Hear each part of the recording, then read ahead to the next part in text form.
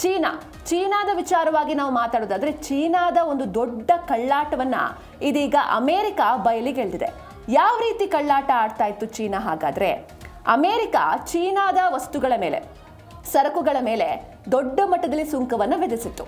ಹೀಗಾಗಿ ಆ ಒಂದು ಸುಂಕದಿಂದ, ಟ್ಯಾಕ್ಸ್ ಅಥವಾ ಟ್ಯಾರಿಫ್ ಅಂತ ಏನು ಕರಿತೀವಿ, ಅದರಿಂದ ಬಚಾವಾಗೋದಕ್ಕೆ ಚೀನಾ ಒಂದು ಪ್ಲಾನ್ ಮಾಡ್ಕೊಂಡಿದೆ. ಅದನ್ನು ನಾವು ಮಹಾ ಸ್ಕ್ಯಾಮ್ ಅಂತಲೂ ಕೂಡ ಕರಿಬೋದು. ಯಾವ ರೀತಿ ಸ್ಕ್ಯಾಮ್ ಮಾಡ್ತಾ ಇತ್ತು ಅಂತ ಅಂದರೆ, ಡೈರೆಕ್ಟ್ ಆಗಿ ಅಮೆರಿಕಾದ ಒಳಗಡೆ ತನ್ನ ವಸ್ತುಗಳನ್ನು ರೀಚ್ ಮಾಡಿಸೋದಕ್ಕೆ ಆಗ್ತಾ ಇರಲಿಲ್ಲ ಚೀನಾಗೆ. ಯಾಕಂದರೆ ಸಾಕಷ್ಟು ಟ್ಯಾಕ್ಸ್ ಇತ್ತು, ಟ್ಯಾರಿಫ್ ಇತ್ತು, ಎಲ್ಲವೂ ಇತ್ತು. ಹೀಗಾಗಿ ಅದು ಈ ಟ್ಯಾಕ್ಸಿಂದ, ಸುಂಕದಿಂದ ಬಚಾವಾಗುವಂತಹ ನಿಟ್ಟಿನಲ್ಲಿ ಏನು ಮಾಡ್ತಾ ಇತ್ತು, ಬೇರೆ ದೇಶಗಳ ಮುಖಾಂತರ ತನ್ನ ಸರಕುಗಳನ್ನು ಅಮೆರಿಕಾದ ಒಳಗೆ ನುಗ್ಗಿಸ್ತಾ ಇತ್ತು. ಕಳೆದ ವರ್ಷದಿಂದಲೂ ಕೂಡ ಇದೇ ರೀತಿ ಆಗ್ತಾ ಇದೆ. ಆದರೆ ಈ ಕಳ್ಳಾಟಕ್ಕೆ ಇದೀಗ ಡೊನಾಲ್ಡ್ ಟ್ರಂಪ್ ಬ್ರೇಕ್ ಹಾಕಿದ್ದಾರೆ. ಅಂದರೆ ಒಟ್ಟಾರೆಯಾಗಿ ನಾವು ನೋಡ್ತಾ ಹೋಗೋದಾದ್ರೆ 60 ಶತಕೋಟಿ ಬಿಲಿಯನ್ ಡಾಲರ್ ಇಷ್ಟು ಅಮೌಂಟ್ನ ಚೀನಾ ಕೊಳ್ಳೆ ಹೊಡೆದಿದೆ, ಅಥವಾ ಇಷ್ಟು ಅಮೌಂಟ್ ಅಮೆರಿಕಾಗೆ ಚೀನಾದ ಕಡೆಯಿಂದ ಲಾಸ್ ಆಗಿದೆ.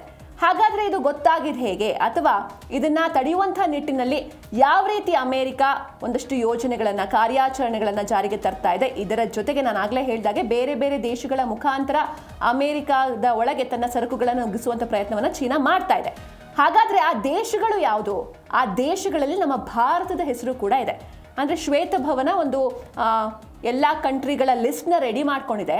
ಆ ಲಿಸ್ಟ್ನಲ್ಲಿ ನಮ್ಮ ಭಾರತದ ಹೆಸರು ಕೂಡ ಇರುವಂಥದ್ದು. ಹೀಗಾಗಿ ಇದು ನಮ್ಮ ಭಾರತಕ್ಕೆ ಪ್ಲಸ್ ಆಗುತ್ತಾ ಅಥವಾ ಮೈನಸ್ ಆಗುತ್ತಾ, ಆರ್ಥಿಕವಾಗಿ ಯಾವ ರೀತಿ ಪರಿಣಾಮ ಬೀರುತ್ತೆ, ಏನು ಎತ್ತ, ಎಲ್ಲವನ್ನೂ ಕೂಡ ಎರಡನೇ ಸ್ಟೋರಿಯಲ್ಲಿ ನೋಡ್ತಾ ಹೋಗೋಣ.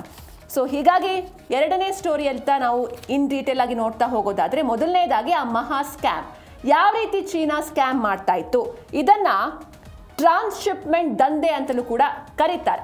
ಚೀನಾದ ಮಹಾ ಕಳ್ಳಾಟ ಇದೀಗ ಬಯಲಾಗಿದೆ. ಚೀನಾದಿಂದ ಅಕ್ರಮ ಮಾರ್ಗಗಳಲ್ಲಿ ಅಲ್ಲಿರುವಂತಹ ತನ್ನ ಸರಕುಗಳನ್ನು ಅಮೆರಿಕಾಗೆ ತಲುಪಿಸುವಂತಹ ಪ್ರಯತ್ನವನ್ನ ಚೀನಾ ಮಾಡ್ತಾ ಇತ್ತು. ಚೀನಾದ ಮಹಾ ಕಳ್ಳಾಟವನ್ನ ಡೊನಾಲ್ಡ್ ಟ್ರಂಪ್ ಬಯಲು ಮಾಡಿದ್ದಾರೆ. ಶ್ವೇತಭವನ ಚೀನಾದಿಂದ ಅಕ್ರಮ ಮಾರ್ಗಗಳಲ್ಲಿ ಸರಕು ಸಪ್ಲೈ ಆಗ್ತಾ ಇದೆ ಎನ್ನುವಂಥ ಒಂದು ಗಂಭೀರ ಆರೋಪವನ್ನು ಮಾಡಿದೆ. ಅಮೆರಿಕಾದ ಸುಂಕದಿಂದ ತಪ್ಪಿಸಿಕೊಳ್ಳುವಂತಹ ನಿಟ್ಟಿನಲ್ಲಿ ದಿ ಗ್ರೇಟ್ ಟ್ರಾನ್ಸ್ಶಿಪ್ಮೆಂಟ್ ಸ್ಕ್ಯಾಮ್ ಹೆಸರಲ್ಲಿ ಚೀನಾ ವಸ್ತುಗಳಿಗೆ ಬೇರೆ ದೇಶದ ಲೇಬಲ್ಗಳನ್ನು ಹಚ್ಚಿ ಅಮೆರಿಕಾಗೆ ರಫ್ತು ಮಾಡುವಂತಹ ದಂಧೆ ನಡೆಸ್ತಾ ಇತ್ತು. ಇದರಿಂದ ಅಮೆರಿಕ ಸರ್ಕಾರದ ಬೊಕ್ಕಸಕ್ಕೆ ಬರೋಬ್ಬರಿ 60 ಶತಕೋಟಿ ಡಾಲರ್ ಅಷ್ಟು ಸುಂಕ, ಟ್ಯಾಕ್ಸ್ ಏನಿದೆ, ಚೀನಾದ ಕಡೆಯಿಂದ ಬರಬೇಕಾಗಿರುವಂತಹ ಟ್ಯಾಕ್ಸ್ ಏನಿದೆ, ಅದು ನಷ್ಟ ಆಗಿದೆ. 2025ರಲ್ಲಿ ಸುಮಾರು 67 ಶತಕೋಟಿ ಮೌಲ್ಯದ ಚೀನಿ ಸರಕುಗಳು ಅಕ್ರಮವಾಗಿ ಅಮೆರಿಕಾಗೆ ನುಗ್ಗಿವೆ. ಭಾರಿ ಆಮದು ಸುಂಕದಿಂದ ತಪ್ಪಿಸಿಕೊಳ್ಳೋದಕ್ಕೆ ಚೀನಾ ಕಂಪನಿಗಳು ಶ್ಯಾಡೋ ನೆಟ್ವರ್ಕ್ ಮೊರೆ ಹೋಗಿದೆ. ಶ್ಯಾಡೋ ನೆಟ್ವರ್ಕ್ ಅಂದರೆ ಒಂದು ರೀತಿ ನೆರಳಿನಲ್ಲಿ ಆಡಿರುವಂತಹ ಆಟ ಇದು. ಅಂದರೆ ಬೇರೆ ದೇಶಗಳ ನೆರಳಿನಲ್ಲಿ ಚೀನಾ ತನ್ನ ಐಟಮ್ಸ್ಗಳನ್ನು, ಸರಕುಗಳನ್ನು ಅಮೆರಿಕದ ಒಳಗೆ ನುಗ್ಗಿಸ್ತಾ ಇದೆ. ಚೀನಾದಲ್ಲಿ ತಯಾರಾದ ವಸ್ತುಗಳನ್ನು ಬೇರೆ ದೇಶಕ್ಕೆ ಕಳಿಸಿ, ಮೂರನೇ ದೇಶಕ್ಕೆ ಕಳಿಸಿ ಅಲ್ಲಿ ಒಂದಷ್ಟು ಸಣ್ಣ ಪುಟ್ಟ ಬದಲಾವಣೆ ಮಾಡೋದು, ಅಂದರೆ ಲೇಬಲ್ ಚೇಂಜ್ ಮಾಡೋದು, ಅಥವಾ ಮೇಡ್ ಇನ್ ಚೀನಾ ಅಂತ ಇರುತ್ತೆ ಅದನ್ನು ಚೇಂಜ್ ಮಾಡಿ ಆಯಾ ಬೇರೆ ಬೇರೆ ದೇಶಗಳ ಹೆಸರನ್ನು ಹಾಕೋದು, ಮರು ಲೇಬಲಿಂಗ್ ಮಾಡಿ ಅದು ಚೀನಾ ಉತ್ಪನ್ನವಲ್ಲ ಅಂತ ಬಿಂಬಿಸಿ ಅಮೆರಿಕಾಗೆ ಅದನ್ನು ಕಳುಹಿಸಲಾಗ್ತಾ ಇತ್ತು. ಆದರೆ ಅಮೆರಿಕ ಅಧ್ಯಕ್ಷರ ಹಿರಿಯ ವ್ಯಾಪಾರ ಸಲಹೆಗಾರ ಪೀಟರ್ ನವಾರೋ ಅಂತ ಅವರು ರಿಲೀಸ್ ಮಾಡಿರುವಂಥ ಈ ವರದಿ ಏನಿದೆ, ಇದೀಗ ಜಾಗತಿಕ ಮಾರುಕಟ್ಟೆಯಲ್ಲಿ ದೊಡ್ಡ ಸಂಚಲನ ಉಂಟು ಮಾಡಿದೆ. ಅಂದರೆ ಇದರಿಂದ ಬರೋಬ್ಬರಿ ನಾನು ಆಗಲೇ ಹೇಳಿದಾಗೆ 60 ಶತಕೋಟಿ ಬಿಲಿಯನ್ ಡಾಲರ್ ಅಷ್ಟು ದೊಡ್ಡ ಅಮೌಂಟ್ನ ಚೀನಾ ಈ ಮಹಾ ಸ್ಕ್ಯಾಮ್ ಮಾಡೋ ಮೂಲಕ ಕೊಳ್ಳೆ ಹೊಡೆದಿದೆ. ಹೀಗಾಗಿ ಅಮೇರಿಕ ಇನ್ನು ಮುಂದೆ ಯಾವ ರೀತಿ ಇದಕ್ಕೆ ಕಾರ್ಯಾಚರಣೆಗೆ ಮುಂದಾಗುತ್ತೆ, ಇದಕ್ಕೆ ಬ್ರೇಕ್ ಹಾಕುತ್ತೆ ಅಂತ ಕಾದು ನೋಡಬೇಕು. ಆಗಲೇ ನಾನು ಹೇಳಿದೆ, ಬೇರೆ ಬೇರೆ ದೇಶಗಳ ಮುಖಾಂತರ, ಅಂದರೆ ಬೇರೆ ದೇಶಗಳಿಗೆ ಸರಕುಗಳು ಹೋಗುತ್ತೆ, ಅಲ್ಲಿ ಮರು ಲೇಬ್ಲಿಂಗ್ ಆಗುತ್ತೆ ಅಥವಾ ಕಲರೆಲ್ಲ ಚೇಂಜ್ ಮಾಡ್ತಾರೆ. ಒಟ್ಟಿನಲ್ಲಿ ಅದು ಚೀನಾದಲ್ಲಿ ಆಗಿರುವಂಥ ಪ್ರಾಡಕ್ಟ್ ಅಲ್ಲ, ಡೆವಲಪ್ ಆಗಿರುವಂಥ ಪ್ರಾಡಕ್ಟ್ ಅಲ್ಲ ಅಂತ ಬಿಂಬಿಸಲಾಗುತ್ತೆ ಅಂತ. ಹೀಗಾಗಿ ಯಾವ್ಯಾವ ದೇಶಗಳಿತ್ತು ಅಂದರೆ ಅಲ್ಲಿ ಟೋಟಲ್ ಆಗಿ 40 ದೇಶಗಳ ಹೆಸರನ್ನು ಈ ವೈಟ್ ಹೌಸ್ ಪಟ್ಟಿ ಮಾಡಿದೆ. ಹೀಗಾಗಿ ಅಲ್ಲಿ ನಮ್ಮ ಭಾರತದ ಹೆಸರು ಕೂಡ ಇದೆ. ಈ ಬಗ್ಗೆ ನಾವು ನೋಡ್ತಾ ಹೋಗೋಣ. ಹಿಟ್ ಲಿಸ್ಟ್ನಲ್ಲಿ ಭಾರತಕ್ಕೆ ಟೈರ್ 1 ಸ್ಥಾನ ಸಿಕ್ಕಿದೆ.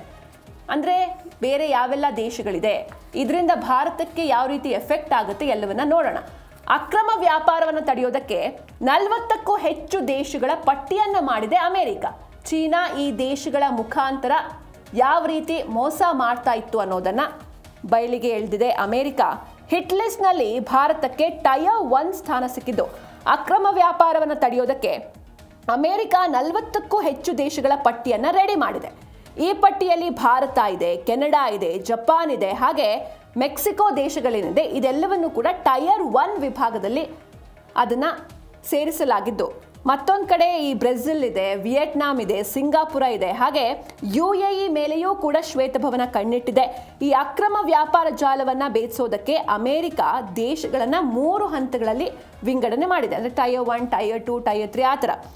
ಭಾರತಂತಹ ದೇಶಗಳ ಮೂಲಕ ಅಧಿಕೃತ ವ್ಯಾಪಾರದ ಮರೆಯಲ್ಲೇ ಚೀನಾದ ಸರಕುಗಳು ಅಮೆರಿಕಾಗೆ ನುಗ್ತಾ ಇದೆ ಅಂತ ಟ್ರಂಪ್ ಸರ್ಕಾರ ವಾದವನ್ನ ಮಾಡ್ತಾ ಇದೆ. ವಿಶೇಷವಾಗಿ ಭಾರತದಲ್ಲಿರುವಂತಹ ಪುಣೆ ಆಗಿರ್ಬೋದು, ಗುಜರಾತ್ ಆಗಿರ್ಬೋದು, ಚೆನ್ನೈ, ಈ ಪ್ರಮುಖ ಉತ್ಪಾದನಾ ವಲಯಗಳ ಮೇಲೆ ಅಮೆರಿಕ ತೀವ್ರ ನಿಗಾ ಇರಿಸಿದೆ.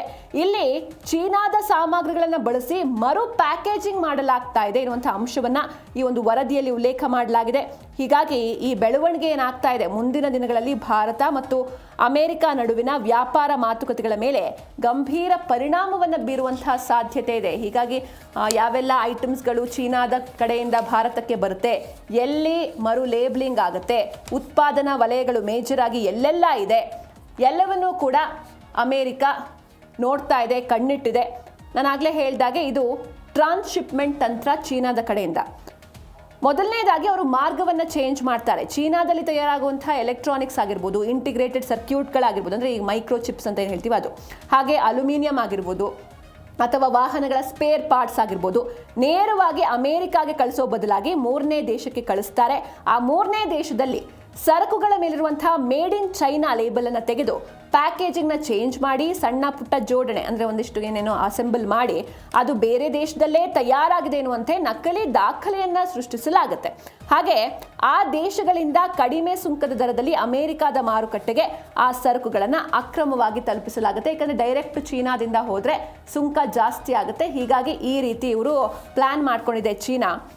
ಹಾಗೆ ಶ್ವೇತಭವನದ ವರದಿ ಏನಿದೆ ಅದರಲ್ಲಿರುವಂಥ ಪ್ರಮುಖ ಅಂಶಗಳನ್ನು ನಾವು ನೋಡ್ತಾ ಹೋಗೋದಾದ್ರೆ, ಚೀನಾದ ಈ ವಂಚನೆಗೆ ಭಾರತ, ಮೆಕ್ಸಿಕೋ, ಕೆನಡಾ, ಹಾಗೆ ಯುರೋಪಿಯನ್ ಯೂನಿಯನ್ EU ಜೊತೆಗೆ ಜಪಾನ್ ಮತ್ತು ದಕ್ಷಿಣ ಕೊರಿಯಾ ಸೇರಿದಂತೆ 40ಕ್ಕೂ ಹೆಚ್ಚು ದೇಶಗಳು ಮುಖ್ಯ ಪ್ರೇರಕರು ಅಂತ ಶ್ವೇತಭವನ ಲೇಬಲ್ ಕೂಡ ಮಾಡಿದೆ. ಹಾಗಾದ್ರೆ ಈ ಮಹಾ ಸ್ಕ್ಯಾಮ್ ಅನ್ನು ತಡೆಯೋದಕ್ಕೆ, ಈಗ ಸ್ಕ್ಯಾಮ್ ಮಾಡ್ತಾ ಇದೆ ಅಂತ ಗೊತ್ತಾಯ್ತು, ಇದನ್ನ ತಡೆಯೋದಕ್ಕೂ ಕೂಡ ಒಂದು ಹೊಸ ತಂತ್ರವನ್ನ ಅಮೆರಿಕ ರೂಪಿಸಿದೆ. ಏನದು ತಂತ್ರ, ಯಾವ ರೀತಿ ಇದು ವರ್ಕ್ ಆಗುತ್ತೆ, ಹಾಗೆ ಮುಂದೆ ಚೀನಾದ ಪ್ರಾಡಕ್ಟ್ಸ್ಗಳು ಬೇರೆ ಲೇಬಲ್ನಲ್ಲಿ ಅಮೆರಿಕಾಗೆ ಎಂಟ್ರಿ ಕೊಟ್ಟಾಗ ಯಾವ ರೀತಿ ಅದನ್ನ ಡಿಟೆಕ್ಟ್ ಮಾಡ್ತಾರೆ ಎಲ್ಲವನ್ನ ನೋಡ್ತಾ ಹೋಗೋಣ. ಚೀನಾದ ಸ್ಕ್ಯಾಮ್ ತಡೆಯೋದಕ್ಕೆ AI ಬ್ರಹ್ಮಾಸ್ತ್ರ ರೆಡಿ ಮಾಡ್ಕೊಂಡಿದೆ ಅಮೆರಿಕ. ಡಿಟೆಕ್ಟ್ ಬಾರ್ಡರ್ ಎನ್ನುವಂಥ ಒಂದು AI ತಂತ್ರಜ್ಞಾನದ ಮೂಲಕ ಅಕ್ರಮ ಪತ್ತೆಗೆ ಅಮೆರಿಕ ರೆಡಿಯಾಗಿದೆ. ಸರಕು ಎಲ್ಲಿ ತಯಾರಾಗಿದೆ, ಅದರ ಮೂಲ ಯಾವುದು ಅನ್ನೋದನ್ನ ಕಂಡುಹಿಡಿಯುತ್ತೆ AI. ಚೀನಾದ ಸ್ಕ್ಯಾಮ್ ತಡೆಯುವುದಕ್ಕೆ ಅಮೆರಿಕ AI ಬ್ರಹ್ಮಾಸ್ತ್ರವನ್ನು ಪ್ರಯೋಗಿಸೋದಕ್ಕೆ ಮುಂದಾಗಿದ್ದು, ಚೀನಾದ ಈ ಒಂದು ಶ್ಯಾಡೋ ಟ್ರಾನ್ಸ್ಶಿಪ್ಮೆಂಟ್ ನೆಟ್ವರ್ಕ್ನ ಧ್ವಂಸಗೊಳಿಸೋದಕ್ಕೆ ಶ್ವೇತಭವನ ಪಣ ತೊಟ್ಟಿದೆ. ಈ ವಂಚನೆಯನ್ನು ಪತ್ತೆ ಹಚ್ಚೋದಕ್ಕೆ ಅಮೆರಿಕ ಈಗ ಡಿಟೆಕ್ಟ್ ಬಾರ್ಡರ್ ಎನ್ನುವಂಥ ಒಂದು ಕೃತಕ ಬುದ್ಧಿಮತ್ತೆ, ಅಂದರೆ AI ಟೆಕ್ನಾಲಜಿ ಏನಿದೆ, ಆರ್ಟಿಫಿಷಿಯಲ್ ಇಂಟೆಲಿಜೆನ್ಸ್, ಅದರ ಮೂಲಕ ಅಕ್ರಮವಾದಂಥ ಪತ್ತೆಗೆ ಸಜ್ಜಾಗಿದ್ದು, ಈ ಸರಕು ಎಲ್ಲಿ ತಯಾರಾಗಿದೆ, ಹಾಗೆ ಅದರ ನೈಜ ಮೂಲ ಯಾವುದು, ಈಗ DNA ಪರೀಕ್ಷೆಯಲ್ಲಿ ಕಂಡು ಹಿಡಿತಾರಲ್ವಾ, ಅಂದರೆ ಈ ವ್ಯಕ್ತಿಯ ಅಥವಾ ಈ ಪ್ರಾಣಿಯ ಮೂಲ ಯಾವುದು ಅಂತ, ಅದೇ ರೀತಿ ಇಲ್ಲೂ ಕೂಡ ಮೂಲವನ್ನು ಕಂಡುಹಿಡಿಯಲಾಗುತ್ತೆ. ಯಾವುದೇ ಸರಕು ಅಮೆರಿಕದ ಗಡಿಗೆ ಎಂಟ್ರಿ ಕೊಡಬೇಕಾದ್ರೆ ಈ ತಂತ್ರಜ್ಞಾನ ಅದರ ಮೂಲವನ್ನು ಹುಡುಕುತ್ತೆ. ಅಕಸ್ಮಾತ್ ಅಕ್ರಮ ಸಾಬೀತಾದರೆ ಅಥವಾ ಯಾವುದಾದ್ರೂ ದೇಶ ಚೀನಾದ ಸರಕುಗಳಿಗೆ ತನ್ನ ದೇಶದ ಹೆಸರನ್ನು ಬಳಸಿ ಕಳುಹಿಸಿದ್ದು ಪತ್ತೆಯಾದರೆ ಹಿಂದಿನ 1 ವರ್ಷದ ಸುಂಕವನ್ನ ಬಡ್ಡಿ ಸಮೇತ ವಸೂಲಿ ಮಾಡೋದಕ್ಕೆ ಟ್ರಂಪ್ ಆಡಳಿತ ಕೂಡ ರೆಡಿಯಾಗಿದೆ. ಈ ಮೂಲಕ ಪಾರದರ್ಶಕತೆ ಇಲ್ಲದ ದೇಶಗಳ ವಿರುದ್ಧ ಕಠಿಣ ಆರ್ಥಿಕ ಶಿಸ್ತು ಕ್ರಮವನ್ನ ಜರುಗಿಸುವುದಾಗಿ ಅಮೆರಿಕ ಕೂಡ ಎಚ್ಚರಿಕೆಯನ್ನ ನೀಡಿದೆ. ಹಾಗೆ ನಾನಾಗಲೇ ಹೇಳಿದಾಗೆ ಈ ಅಕ್ರಮ ಮಾರ್ಗಗಳ ಮೂಲಕ ಆಲ್ರೆಡಿ ಸುಮಾರು $60 ಶತಕೋಟಿ ಮೌಲ್ಯದ ಚೀನಿ ಸರಕುಗಳು ಅಮೆರಿಕಾಗೆ ಸೇರ್ತಾ ಇದ್ದು, ಇದರಿಂದ ಅಮೆರಿಕ ಸರ್ಕಾರಕ್ಕೆ ವಾರ್ಷಿಕವಾಗಿ $19 ಅಂದರೆ $19 ಬಿಲಿಯನ್ ನಿಂದ $26 ಬಿಲಿಯನ್ ವರೆಗೂ ಕೂಡ ನಷ್ಟ ಆಗ್ತಾ ಇದೆ. ಹೀಗಾಗಿ ಈ ಒಂದು ಹೊಸ ಟೆಕ್ನಾಲಜಿನ ಅಮೆರಿಕ ಕಂಡು ಹಿಡಿದಿದೆ. ಆದರೆ ಇಲ್ಲಿ ನಾವು ಗಮನಿಸಬೇಕು, ಇದರಿಂದ ಭಾರತಕ್ಕೆ ಏನಾಗುತ್ತೆ. ಈಗ ಟೈರ್ 1 ಆ ಲಿಸ್ಟ್ನಲ್ಲೇ ಟೈರ್ 1 ಸ್ಥಾನದಲ್ಲಿ ಭಾರತವನ್ನು ಕೂರಿಸಿದೆ ಅಮೆರಿಕ. ಹೀಗಾಗಿ ಭಾರತದ ಮೇಲೆ ಆಗುವಂಥ ಪರಿಣಾಮ ಏನು? ಇದು ಭಾರತಕ್ಕೆ ಪ್ಲಸ್ಸಾ ಮೈನಸ್ಸಾ?